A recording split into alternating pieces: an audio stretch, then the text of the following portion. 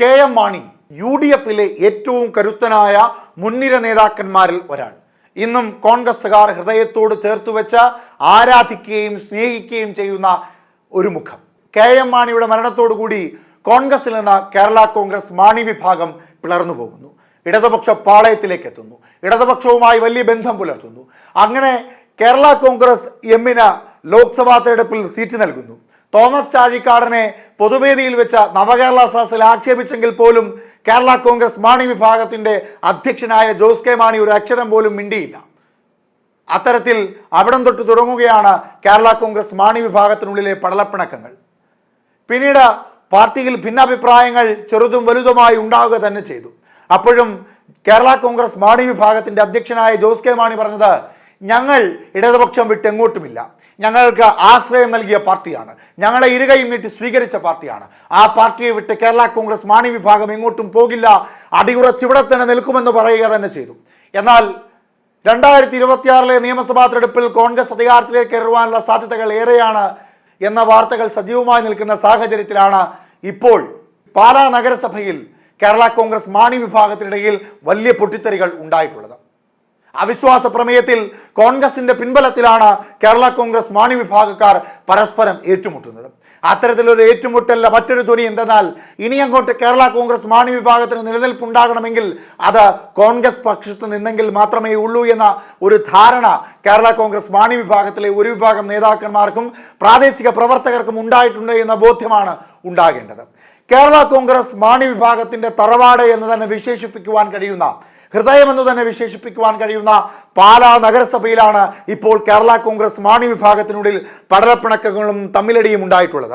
UDFിന്റെ സ്വതന്ത്ര കൗൺസിലറാണ് അവിശ്വാസ പ്രമേയ ചർച്ച മുൻപോട്ട് കൊണ്ടുവന്നത്. നഗരസഭാ അധ്യക്ഷനായ ഷാജു പി തുരുത്തിനെ ഇന്നലെ പുലർച്ചെ ആശുപത്രിയിൽ പ്രവേശിപ്പിക്കുകയുണ്ടായി. ഇപ്പോഴും അദ്ദേഹം ആശുപത്രി കിടക്കയിൽ തന്നെയാണ്.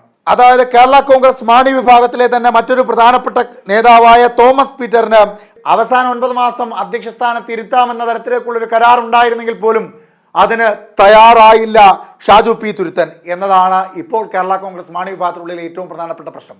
അങ്ങനെ അവിശ്വാസ പ്രമേയം ഉടലെടുക്കുകയും ആ അവിശ്വാസ പ്രമേയത്തിൽ നിലവിലിപ്പോൾ അധ്യക്ഷനായിരിക്കുന്ന ഷാജു പി തുരുത്തിനെ പുറത്താക്കണമെന്ന ആവശ്യം കേരള കോൺഗ്രസ് മാണി വിഭാഗത്തിൽ ശക്തമായി ഉയർന്നതോടുകൂടി അതിന് UDFിന്റെ പിന്തുണ ആവശ്യപ്പെടുകയും UDFിന്റെ സ്വതന്ത്ര സ്ഥാനാർത്ഥി മുൻപോട്ട് വെച്ച അവിശ്വാസ പ്രമേയത്തിൽ കേരള കോൺഗ്രസ് മാണി വിഭാഗത്തിലെ പ്രധാനപ്പെട്ട നേതാക്കന്മാർ പിന്തുണ നൽകുകയും ചെയ്തതോടുകൂടി UDF പക്ഷത്ത് തന്നെയാണ് കേരള കോൺഗ്രസ് മാണി വിഭാഗത്തിൻ്റെ ഹൃദയമെന്ന് ബോധ്യപ്പെടുത്തുന്ന തരത്തിലേക്കുള്ള ചില നീക്കങ്ങളാണ് ഉണ്ടായിട്ടുള്ളത്. ഷാജു പി തുരുത്തൻ വാക്കുപാലിച്ചില്ല എന്ന് തന്നെയാണ് കേരള കോൺഗ്രസ് ജില്ലാ പ്രസിഡന്റ് ലോപ്പസ് മാത്യു വ്യക്തമാക്കുന്നത്. അതുകൊണ്ട് ആ വാക്കുപാലിക്കാത്തതിന്റെ പിന്നിൽ പാർട്ടി വിരുദ്ധ പ്രവർത്തനം നടത്തിയത് കൊണ്ട് അദ്ദേഹത്തെ പുറത്താക്കണമെന്ന ആവശ്യം രൂക്ഷമായി നിൽക്കുന്നത് കൊണ്ട് തന്നെ അതിന് പരിപൂർണമായ പിന്തുണ UDF നൽകി. അത്തരത്തിൽ നഗരസഭയിൽ മാത്രം നടക്കുന്ന ഒരു പടലപ്പിണക്കമായി അതിനെ കാണാൻ സാധിക്കില്ല. അതല്ല എങ്കിൽ അത് കുറച്ചുകൂടി രൂക്ഷമായി വളരുമെന്ന് കൂടി തന്നെ മനസ്സിലാക്കേണ്ടതായിട്ടുണ്ട്. കാരണം കേരള കോൺഗ്രസ് മാണി വിഭാഗത്തെ സംബന്ധിച്ച് നോക്കുമ്പോൾ പാലയാണ് അവരുടെ എല്ലാം. പാലയുടെ ഉരുക്ക് തന്നെയാണ് കേരളത്തിൽ അവർക്ക് നിയമസഭയിലേക്ക് മത്സരിക്കുവാനും ലോക്സഭയിലേക്ക് സീറ്റ് നൽകുന്നതിൻ്റെയും എല്ലാം അടിസ്ഥാന ഘടകം. ആ പാലയിൽ അടിസ്ഥാനമായ അടിവേരായി നിൽക്കുന്ന പാലാ നഗരസഭയിൽ കേരള കോൺഗ്രസ് മാണി വിഭാഗത്തിൽ വിള്ളലുണ്ടായി, പടലപ്പിണക്കമുണ്ടായി അവർ ഭിന്നിച്ചു പോകുകയാണ് എങ്കിൽ തീർച്ചയായും പാർട്ടിയിൽ സംസ്ഥാന തലത്തിൽ വലിയ ചർച്ചകൾ ഉണ്ടാകുവാനുള്ള സാധ്യതയുണ്ട്.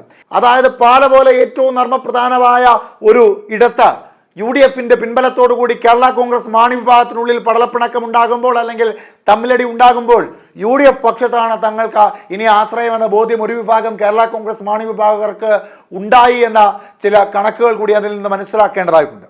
നിലവിൽ ഭരണപക്ഷത്തിരിക്കുന്ന കേരള കോൺഗ്രസ് മാണി വിഭാഗത്തിന് 10 സീറ്റും CPMന് 4 സീറ്റും CPIക്ക് 1 സീറ്റുമാണുള്ളത്. CPMന്റെ ബിനു പുളിക്കക്കണ്ടവും ഷീബ ജിയോയും LDF യോഗത്തിൽ പങ്കെടുക്കാതെ മാറി നിൽക്കുന്ന സാഹചര്യം കൂടി കണക്കിലെടുക്കുമ്പോൾ UDFന് പാലയിൽ സ്വാധീനമേറുന്നു അല്ലെങ്കിൽ ശക്തി വർദ്ധിക്കുന്നു എന്ന് തന്നെയാണ് മനസ്സിലാക്കേണ്ടത്. എന്നാൽ ആ 2 പേർ പോകുന്നത് കൊണ്ട് ഭരണമൊന്നും അട്ടിമറിയുവാൻ പോകുന്നില്ല. കാരണം അതിന് ശക്തമായ രീതിയിലുള്ള സീറ്റ് നില കേരള കോൺഗ്രസ് മാണി വിഭാഗത്തിന് അല്ലെങ്കിൽ LDFന് പാലാ നഗരസഭയിലുണ്ട്. പക്ഷേ UDFിലേക്ക് വരുമ്പോൾ കോൺഗ്രസിന് 5 സീറ്റും കേരള കോൺഗ്രസിന് 3 സീറ്റും സ്വതന്ത്രന് 1 സീറ്റും അടക്കം 9 സീറ്റുകളെ അവർക്കുള്ളൂ. പക്ഷേ ഭരണമാറ്റം ഉണ്ടാകില്ല എങ്കിൽ പോലും കേരള കോൺഗ്രസ് സംസ്ഥാന തലത്തിലേക്ക് ചർച്ചകൾ രൂക്ഷമായി നിൽക്കും. കാരണം ഇടതുപക്ഷത്തെ തന്നെ തകർക്കുവാൻ UDFിനോട് കൈകോർത്തുകൊണ്ടുള്ള പ്രവർത്തനം പാലായിൽ നടക്കുമ്പോൾ പാല പോലെ കേരള കോൺഗ്രസ് എമ്മിൻ്റെ ഏറ്റവും പ്രധാനപ്പെട്ട തട്ടകത്തെ വിലയിരുത്തി പരിശോധിച്ച് മനസ്സിലാക്കുമ്പോൾ അറിയാൻ സാധിക്കുന്നത് അത് സംസ്ഥാന തലത്തിലും ചർച്ചയാകുമെന്ന് തന്നെയാണ്. അങ്ങനെ വരുമ്പോൾ അത് ഉൾപാർട്ടി പ്രശ്നങ്ങൾ കുറച്ചുകൂടി സജീവമാക്കുകയും കാലക്രമേണ UDF പക്ഷത്തേക്ക് കേരള കോൺഗ്രസ് മാണി വിഭാഗത്തിലെ ഒരു വിഭാഗമെങ്കിലും പിളർന്നു പോകുന്ന തരത്തിലേക്ക് രാഷ്ട്രീയ സാഹചര്യം മാറുവാനും സാധ്യതയുണ്ട്. എന്തായാലും പാലയിലെ പ്രശ്നം പാലയിൽ തന്നെ ഒതുങ്ങും എന്ന് തോന്നുന്നില്ല. പാലാ നഗരസഭയ്ക്കുള്ളിലെ ഉൾപാർട്ടി പടലപ്പണക്ക പ്രശ്നങ്ങൾ സംസ്ഥാന തലത്തിൽ ചർച്ചയായാൽ വലിയ രാഷ്ട്രീയ മാറ്റങ്ങൾ ഉണ്ടാകാനുള്ള സാധ്യതയും ഉണ്ട്.